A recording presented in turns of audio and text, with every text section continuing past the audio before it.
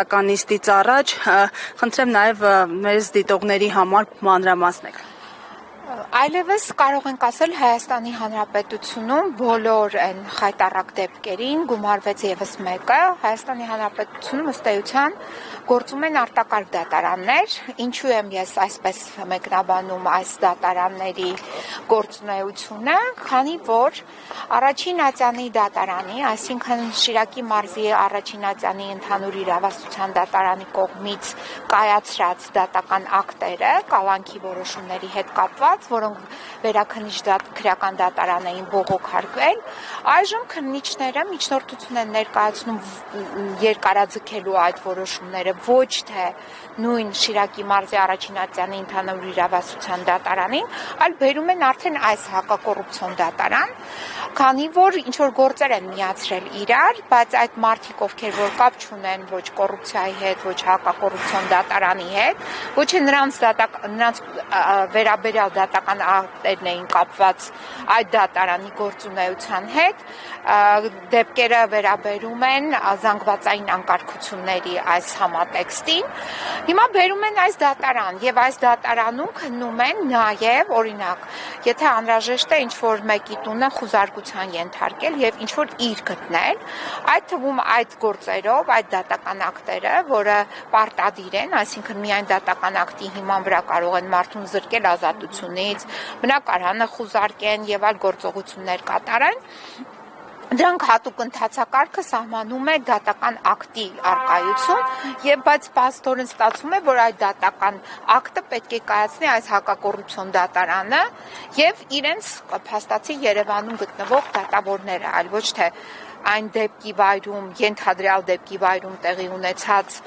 ծի վերաբերյալ հենց տվյալ նաև մարզի դատարանը։ Հիմա սա է, այս դեպքի հետ ենք մենք առնչվել եւ վաղը այս դատարանում պետք է քննվի օրինակ մի հատ տենց գործը երեկոյան ժամը 8-ին են նշանակել նիստը։ Այս գործը վերաբերում է Տիգրանին, ով նաև ավականու անդամ էր Գյումրիի եւ հրաժարվեց Գյումրիի ավականու անդամ լինելուց, որպեսզի այնտեղ քվորումի հետ կապված խնդիր չլինի։ Մենք բողոքարկեցինք նրա դատական ակտը, նրան կալանավորել էին Շիրակի մարզի առաջին ատյանի ընդհանուր իրավասության դատարանը կալանավորել էր 2 ամիս ժամկետով, բողոքարկվեց վերաքննիչ քրեական դատարան, վերաքննիչ քրեական դատարանը փոխեց այդ որոշումը տնային կալանք սահմանելով։ Հիմա քննիչը այդ 2 ամիսը անցնում է, միջնորդություն է ներկայացրել այս դատարանին։ Դուք պատկերացնում եք, միջնորդում է որպեսզի երկարացնի այն դատարանի կողմից, այսինքն իր միջնորդության ցանկությունը շարունակի, բայց այս դատարանի կողմից։ Հիմա ամբողջ դատական համակարգը այսպիսի խառնաշփոթի մեջ են մցրել, այսինքն նույն մեղադրյալի համար, կալանքի գնացողի համար կանխատեսելի չէ վերջ ի վերջո օրենքով սահմանված որ դատարանը պետք է իր գործը քններ, մինչդեռ այս վարույթներով երբ զանգվածային անկարգության մեղադրանք է, ինչ կապ ունի հակակոռուպցիոն դատարանը։ Իդեպ ասեմ, այս զանգվածային անկարգության այս մեղադրանքներով գեթ մի անձ չի տուժել, այսինքն չկան տուժածներ, ոչ մի բան չկա, բայց կա զանգվածային անկարգության ինչ-որ մեղադրանքներ եւ մեղադրանքներով կալանավորված այս պահի ընտրությամբ կարող է սխալվեմ 40-ից ավելի կալանավորված մարդիկ։ Այսինքն մենք գործ ունենք մի արտակարգ դրության հետ եւ այլևս ոչ մի բանի վրա պետք չի զարմանալ, եթե կարող են Հայաստանի Հանրապետությունում կին լրագրող օրինակ իր գործնեության համար կալանավորել, եթե կարող են 8 ամսական երեխային կալանավորել, ապա պետք չի զարմանալ, որ կարող են ստեղծել իրենց քիմքին հաճելի արտակարգ դատարաններ, որոնց պետք է քննեն այդ գործերը։ Տիկին Փոստանջյան, մեկ ճշգրտում էլ հակակոռուպցիոն դատարանում արված հայտարարությունների հետ կապված գործին էլ կանդրադառնաք, ինչի մասին է խոսքը։ Մենք չենք հասկանում ինչի մասին է։ Տեսեք, ուղիղ եթերում է դա տեղի ունեցել։ Իդեպ ասեմ, այս հակակոռուպցիոն դատարանը Տիկին Մերի Մուսինյանի նախագահությամբ, այս Տիկին Մերի Մուսինյանն էլ տվել այս մյուս որոշումը, որը կապված է խուզարկության հետ։ Հիմա նայեք, իր, այսինքն գործը քննում է Հայաստանի Հանրապետության Շիրակի մարզային քննչական վարչության ավագ քննիչ Վսաֆարյանի կողմից գործը, բայց միջնորդությունը ներկայացվում է հակակոռուպցիոն դատարան։ Այս քննիչի կողմից քննված գործի վերաբերյալ դատական ակտ, եթե իրեն անհրաժեշտ էր խուզարկություն, նա պետք է գնար Շիրակի մարզի առաջին ատյանի դատարան, եկել է այստեղ։ Մերի Մուսինյանն է տվել է առանց հիմնավորման։ Դուք չեք պատկերացնի, այսինքն ձեր տունը կարող են գալ Մերի Մուսինյանի որոշմամբ, խուզարկեն, մտնեն ձեր օրինակ, չգիտեմ, ներքնազգեստի մեջ եւ փնտրեն եւ ի վերջո ոչինչ չգտնեն եւ ի վերջո հավաքեն ձեր ընտանիքի անդամների, օրինակ թոռների, երեխաների, աղջիկների հեռախոսները, տանեն, հետո չգիտեմ ինչ անեն, բայց հաջորդ օրը բողոքի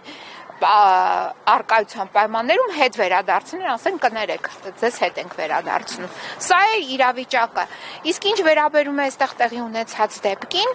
դուք հիշում եք, ես միջնորդություն ներկայացրեցի, որ պետք է ապահովի իմ պաշտպանյալների նաև անվտանգությունը, որովհետև դատարանն է պարտավոր նաև ապահովել մեղադրյալների նաև անվտանգությունը, ովքեր որ գտնվում են կալանքի տակ։ Դատավորը թողել է, գնացել է, բայց դահլիճում են եղել, դահլիճում եղել են խոսակցություններ եւ երկու ոստիկան, որը ոչ մեկ չի լսել Հայոյան, գնացել կեղծ մատնություն են արել, ցուցմունք են տվել, որ իբրև թե եղել է Հայոյանք իմ վստահորդների կողմից, Սպարտակ եւ Վարդան Ղուկասյանների կողմից։ Նման բան չի եղել, բայց այդ մեղադրանքը իրենց անհրաժեշտ էր, որպեսզի Սպարտակ Ղուկասյանին 2 ամսով միջնորդություն ներկայացնեին էլի այստեղի դատարանին, որպեսզի կալանք տրվեր նրան։ Սրա համար է արվել, այսինքն այդ մեղադրանքը, այդ կեղծ մեղադրանքը անհրաժեշտ էր, որպեսզի կարողանային միջնորդություն ներկայացնեին կալանավորման վերաբերյալ։ Հիմա սա ահաբեկման ինչ որ պրոցես է տեղի ունենում, առաջ Ստալինյան ժամանակներում ինչ որ տրոյկա դատարաններ էին եղել, այդպես էին մարդկանց եւ դատապարտում մահապատժի, վերացնում մարդկանց կամ ուղարկում Սիբիրներ, հիմա այս ձևով են մարդկանց ուղղակի ահաբեկում եւ կալանավորում։ Տիկին Բաստանյան, տեսակետ կա, որ կալանքի դատավորներ, այսպես արտահայտություն կա, որոնք որ կալանավորում են, կոնկրետ դատավորների են մակագրում, իսկ այստեղ կալանքը երկարացնելու եւ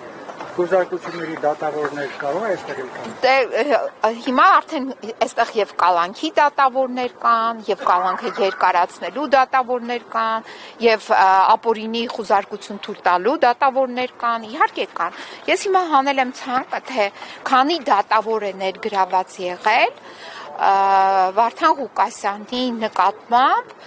ոչ արդարացի դատական ակտեր կայացնելու գործում։ Դրանք բազմաթիվ են եւ այդ հարցակումն է բազմաթիվ։ Դուք պատկերացրեք, կոռուպցիայի կանխարգելման հանձնաժողովի նախագահ Մարիամ, թե ինչ որ պաշտոնակատար, նույն ժամանակահատվածում, նույն օրերի ընթացքում որոշում է ներկայացնել օրինակ հաղորդում հանցագործության մասին կապված պարոն Ղուկասյանի օգոստոսի 25-ին